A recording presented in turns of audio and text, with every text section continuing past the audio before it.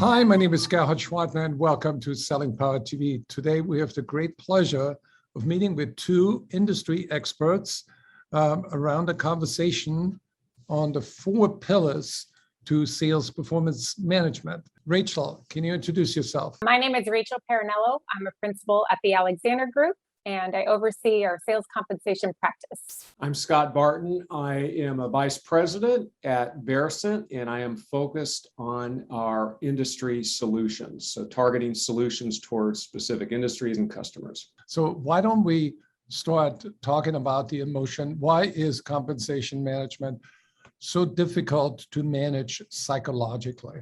At the end of the day, we're talking about people's take-home pay. So it's very emotional for people in that respect and to understanding their pay. The second part around sales compensation is you're putting the yardstick out there. You're giving them goals and quotas. And salespeople are very competitive.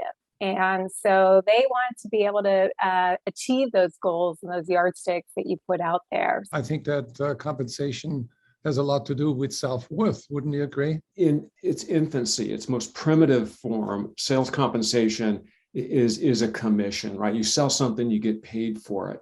And systems that don't use goals have a phenomena of where the expectations around success can be different between the employee and the employer. Rachel, you are the compensation practice leader at the Alexander Group, and you have developed sort of a 4-part lens on how to look at compensation. Can you walk us through that? When we think about the guiding principles and how you should set sales compensation plans, there's really, aligning the sales compensation to your business model and then the desired behaviors for each job. So that's kind of aligning to your strategy.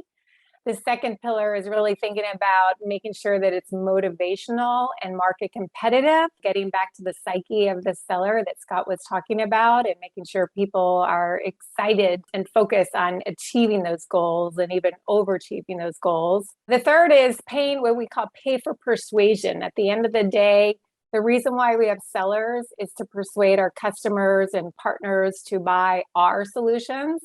So the reason why we have sales compensation plans is to pay for that persuasion activity. And then lastly, we have making sure it's consistent and transparent and simple to understand. How does that play out in a very busy sales organization where people think about goals only at the beginning of the quarter and strategy maybe once a year? So how does that work? When the compensation plan and that quota is in the context of an annual goal, which is pretty common for a lot of plans, it can be difficult for a manager to keep the seller engaged in a way that makes, at the start of the year, this far off quota relevant. So part of the performance management challenge is to identify what are the activities and milestones that are going to get somebody closer to a sale so that they're actually recognizing progress, getting feedback on a regular basis towards this, lofty and far off quota. Rachel, let's look at pillar number 2.